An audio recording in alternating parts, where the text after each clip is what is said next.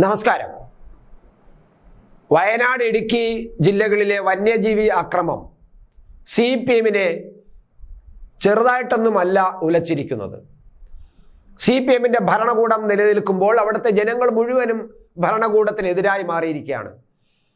Government വിരുദ്ധ മനോഭാവമാണിപ്പോൾ ആ പ്രദേശങ്ങളിലുള്ള എല്ലാ ജനങ്ങൾക്കും ഉള്ളത്. പ്രത്യേകിച്ച് ക്രിസ്തുമത പുരോഹിതന്മാർ പലരും ഇതിനെതിരെ, ഈ വന്യജീവി ആക്രമണത്തിന് എതിരെ ഒന്നും ചെയ്യാത്ത സർക്കാരിന് എതിരെ അഭിപ്രായങ്ങൾ പറഞ്ഞതോടുകൂടി CPM വല്ലാതെ വ്യാകുലപ്പെട്ടുകൊണ്ടിരിക്കുകയാണ്.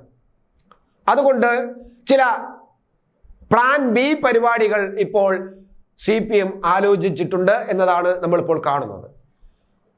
അവിടെ ഏകദേശം 10 നിയോജക മണ്ഡലങ്ങളിൽ, 10-ലധികം നിയോജക മണ്ഡലങ്ങളിൽ, കുറഞ്ഞത് 10 നിയോജക മണ്ഡലങ്ങളിൽ CPM വിരുദ്ധ ഭരണവിരുദ്ധ വികാരം അലയടിക്കുന്നു എന്ന് തന്നെയാണ് CPM-ന് അകത്ത് തന്നെ അവർ വിലയിരുത്തിയിരിക്കുന്നത്. അതുകൊണ്ട് തന്നെ നിസ്സാരമല്ല ഈ കാര്യം എന്നത് ബോധ്യമാണ്. കാരണം പോലീസ് നടത്തുന്ന പ്രവർത്തനങ്ങളും വനം വകുപ്പ് ഉദ്യോഗസ്ഥന്മാർ നടത്തുന്ന പ്രവർത്തനങ്ങളും ഒക്കെ അവിടുത്തെ ജനങ്ങളെ വല്ലാതെ ചൊടിപ്പിച്ചിട്ടുണ്ട്. ഈ അടുത്ത കാലത്ത് ഇന്ദിര എന്ന് പറയുന്ന ഒരു 71 വയസ്സുള്ള അമ്മ ആന ചവിട്ടി മരിച്ചപ്പോൾ ആ മൃതദേഹത്തോട് പോലീസ് കാണിച്ച അനാദരവ് അവിടെ വല്ലാതെ ജനങ്ങളിൽ പ്രതിഷേധം ഉണ്ടാക്കിയിട്ടുണ്ട്. പ്രതിപക്ഷ പാർട്ടി എന്നുള്ള നിലയിൽ കോൺഗ്രസ് എന്നതിനെ കൂടുതൽ മുതലെടുത്ത് അതിശക്തമായ പ്രചരണം അവിടെ നടത്തുന്നുണ്ട്. അതിന്റെ പേരിൽ നമ്മുടെ കുഴൽനാടൻ ഉൾപ്പെടെയുള്ള നേതാക്കൾക്കെതിരെ കേസുണ്ട്.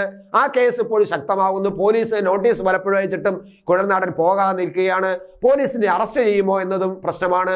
അറസ്റ്റ് ചെയ്യുന്നെങ്കിൽ അത് അവർക്ക് ഈ തെരഞ്ഞെടുപ്പ് കാലഘട്ടത്തിൽ ഒരു രാഷ്ട്രീയ തന്ത്രമായിട്ട് ഉപയോഗിക്കാൻ വേണ്ടി തന്നെയാണ് അത് നിൽക്കുന്നത്. ഇപ്പൊ പോലീസിനെ കൊണ്ട് അറസ്റ്റ് ചെയ്യിപ്പിക്കുമോ ഈ ഗവൺമെന്റ്? അങ്ങനെയാണെങ്കിൽ അവിടെ ജനങ്ങളുടെ ഇടയിൽ ഗവൺമെന്റിനെതിരായിട്ടുള്ള വികാരം കുറച്ചുകൂടി ശക്തമായ ആളിക്കത്തും.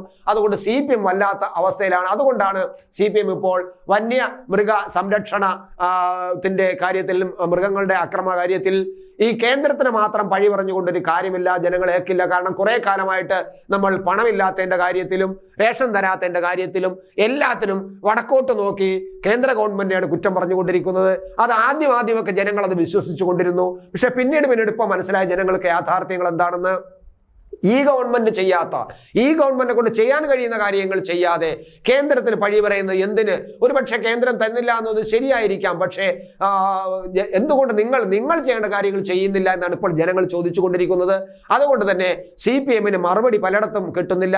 തെരഞ്ഞെടുപ്പ് പ്രചരണ വേളകളിൽ ജനങ്ങൾ പലരും ചെറുതായിട്ട് ചോദിച്ചു തുടങ്ങി എന്ന വിവരമാണ് ഇപ്പോൾ CPM-നകത്തുനിന്ന് തന്നെ പുറത്തു വരുന്നത്. അപ്പോൾ ഇപ്പോൾ സംഭവിക്കുന്ന പ്ലാൻ B പദ്ധതി എന്ന് പറഞ്ഞാൽ PV അൻവറിനെ കൊണ്ട് സുപ്രീം കോടതിയിൽ ഒരു ഹർജി കൊടുത്തിരിക്കുകയാണ് ഇപ്പോൾ. അതാണ് ഇപ്പോൾ അവസാനമായിട്ട് വരുന്ന വിവരം. അതെ, CPM-ന്റെ ഒരു തന്ത്രമാണ്.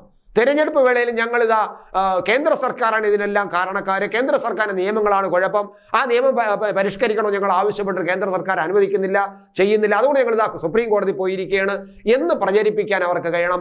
തെരഞ്ഞെടുപ്പ് യോഗങ്ങളിലും പ്രസംഗിക്കണം അവർക്ക്. അതുകൊണ്ട് ഒരു ഹർജി കൊടുത്തിരിക്കുന്നു.